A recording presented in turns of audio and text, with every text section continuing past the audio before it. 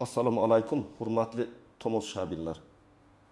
Bugungi video juda muhim. Chunki gap bevosita uyingiz, kvartirangiz, farzandlaringiz nomidagi mulk, ipoteka krediti, kommunal qarzlar va sud qarorlari haqida ketadi. Oxirgi kunlarda kvartiralar tortib olinadi. Yangi qonun chiqdi. Tezda ko'ring degan gaplar ko'paydi. Men bugun sizga shov-shuvsiz, oddiy tilda, lekin huquqiy jihatdan aniq qilib tushuntiraman. Qaysi holatda uy haqiqatan ham olib qo'yilishi mumkin? Qaysi holatda odamlar bekorga vahimaga tushyapti va o'zingizni qanday himoya qilasiz?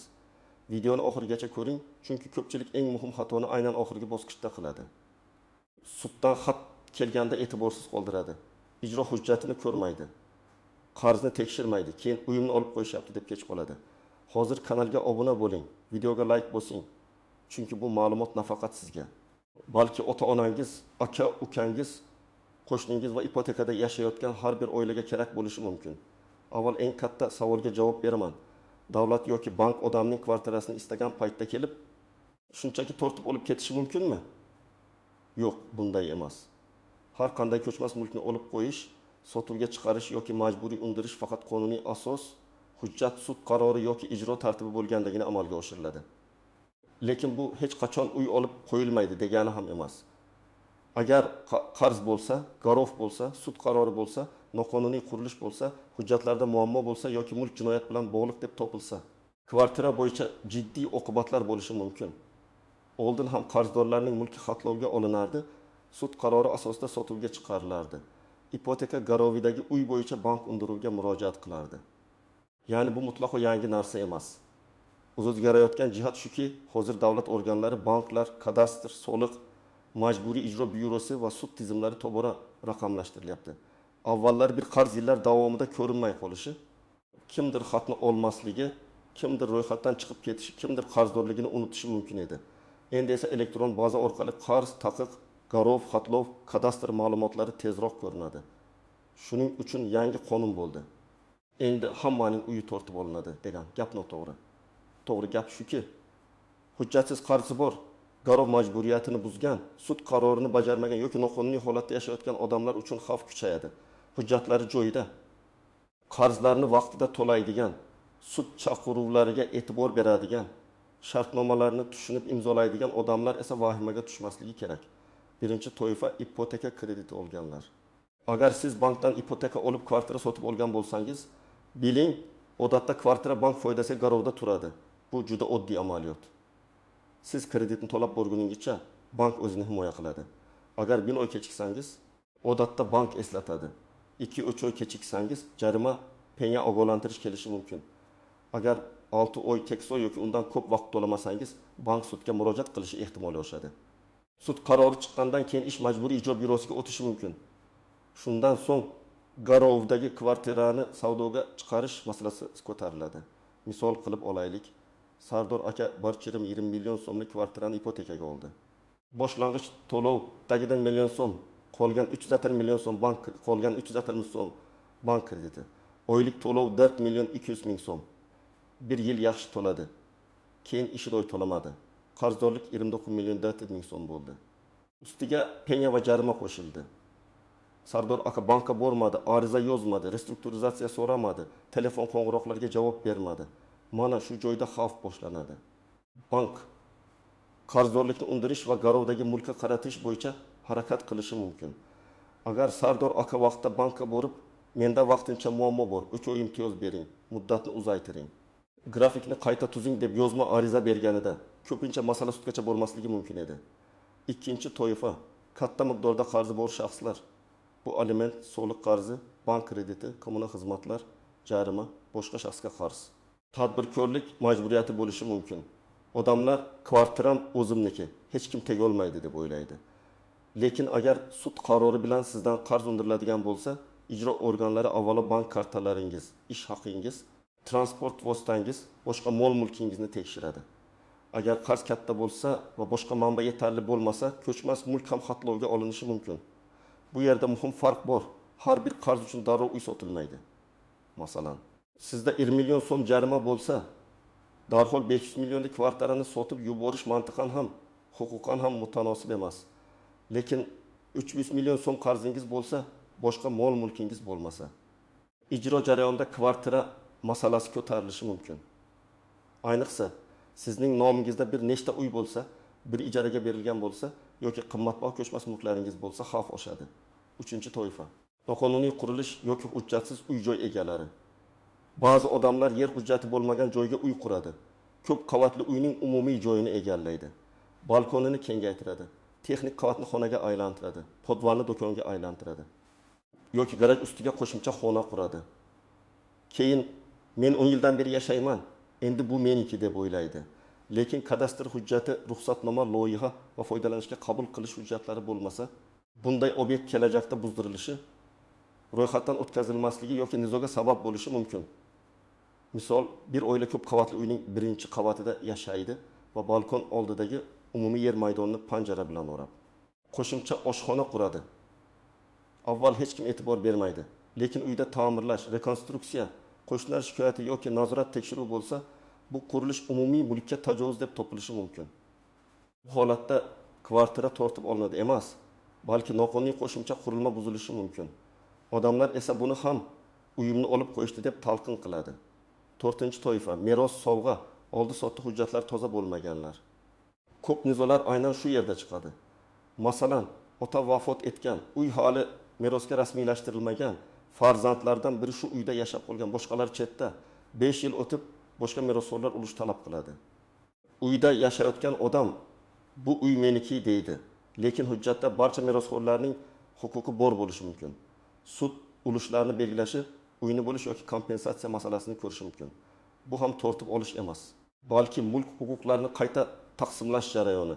Yana bir misol. Dilnoza opa kvartirani ishonchnoma orqali sotib olgan, pulni bergan, kalitni olgan, lekin oldi-sotdi shartnomasini notariusda rasmiylashtirmagan. Oradan 3 yil o'tib haqiqiy mulkdor vafot etgan, merosxo'rlar paydo bo'lgan. Dilnoza opa men pul berganman deydi. Lekin kadastrda u mulkdor emas. Bu juda katta xavf. Men doim aytaman, ko'chmas mulkda kelishlik guvoh bor.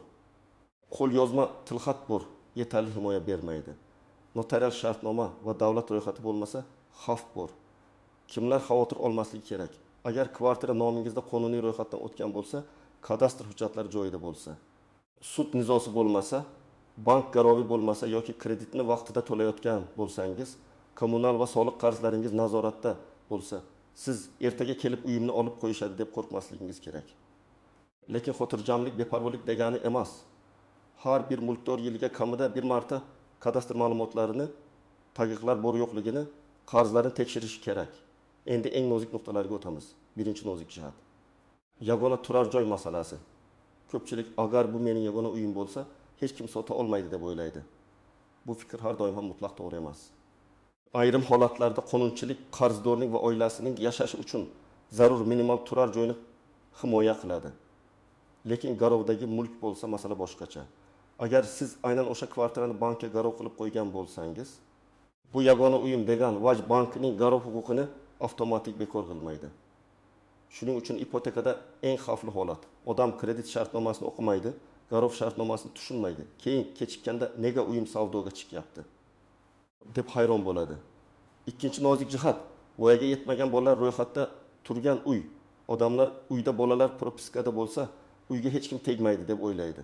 Bu ham mutlaq himoya emas. Bolalarning yashash huquqi, manfaatlari albatta hisobga olinadi. Vasiylik organlari ishtirok etishi mumkin. Lekin bu qarzni bekor qilmaydi va garovdagi mulkni butunlay daxlsiz qilmaydi. Agar ota-ona ipoteka olib o'z vaqtida to'lamasa, bank uyda bola bor deb butun qarzdan voz kechmaydi. Shu sababli bolani ro'yxatga qo'yish bilan huquqiy muammoni yashirish mumkin emas. 3-nozik jihat. Soxta oldi-sotdi va qarzdan qochish. Ba'zi qarzdorlar sud bo'lishidan oldin uyini qarindoshining nomiga o'tkazib yuboradi. Endi mening nomimda hech narsa yo'q deydi. Lekin agar bu bitim qarzdan qochish kreditorlarni aldash maqsadida qilingan deb topilsa, sud bunday bitimni haqiqiy emas deb topishi mumkin. Masalan, odam 500 million so'm qarzdor, sud jarayoni ketayotgan paytda 700 millionlik kvartirasini akasining nomiga 1 million so'mga sotadi. Bu bozordagi narxga mos emas, to'lov real emas, odam baribir o'sha uyda yashayapti. Bunday holatlar tekshirilishi mumkin. 4-nozik jihat birgalikdagi mulk.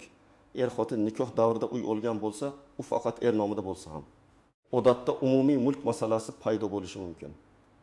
Agar qarzdor bo'lib qolsa, xotinning ulushi himoya qilinishi kerak. Lekin bu avtomatik tarzda butun uyni qarzdan saqlab qoladi degani emas. Sud ulushlarini aniqlashi qarzdorning ulushiga undirish qaratishi mumkin. Shu sababli nikohdagi mulk, ajrim, aliment, qarz va garov masalalarida juda ehtiyot bo'lish kerak. 5-nozik jihat: kommunal qarzlar. Ko'pchilik kommunal qarz uchun uy olib qo'yilmaydi deb o'ylaydi. Odatda kichik kommunal qarz uchun darhol uy sotilishi amal emas. Lekin qarz yillar davomida yig'ilib, sud qarori chiqqan bo'lsa, ijro xarajatlari, penya, davlat boji qo'shilsa qarz kattalashishi mumkin. Eng yomoni, odam xabarnomalarini e'tiborsiz qoldiradi. Masalan, 8 million so'mgaz, 5 million elektr, 3 million suv, 2 million chiqindi, ustiga sud xarajatlari. Jami 20 milliondan oshadi. Kartalar bloklanadi, ish haqidan ushlab qo'linadi. Avtotransportga taqiq qo'yiladi. Uy sotilishi ehtimoli past bo'lsa ham, mulkka taqiq tushishi mumkin. Taqiq bo'lsa, siz uyni sota olmaysiz, sovg'a qila olmaysiz, garovga qo'ya olmaysiz. 6-nozik jihat: ijro hujjatini mensimaslik. Agar sizga suddan, notariusdan, majburiy ijro byurosidan yoki bankdan xat kelsa, uni ochmaslik muammoni yo'q qilmaydi. Aksincha, siz o'zingizni himoya qilish imkoniyatini yo'qotasiz. Sud majlisiga bormasangiz ham ish sizsiz ko'rilishi mumkin. Qaror chiqqandan keyin shikoyat muddati o'tib ketishi mumkin. Keyin men bilmagan edim deyish har doim ham yordam bermaydi. Shuning uchun rasmiy xat, SMS, elektron xabarnoma, portal orqali kelgan bildirishnomalarni jiddiy qabul qiling. 7-nozik jihat: kadastrdagi xatolar. Ba'zida odamning uy hujjatlari eski bo'ladi. Maydon noto'g'ri yozilgan bo'ladi, qo'shimcha xona kiritilmagan bo'ladi. Yer uchastkasi chegarasi aniq bo'lmaydi. Uy sotilayotganda yoki meros rasmiylashtirilayotganda muammo chiqadi. Agar qo'shni bilan chegara nizosi bo'lsa, noqonuniy qo'shimcha qurilish bo'lsa, uy bo'yicha taqiq yoki garov bo'lsa, bitim to'xtaydi. Shuning uchun men 20 yildan beri shu yerda yashayman degan gap hujjat o'rnini bosmaydi. Endi eng kerakli qism: siz bugundan boshlab nima qilishingiz kerak? Men buni bosqichma-bosqich tushuntiraman. Birinchi qadam: kvartirangizning hujjatlarini tekshiring.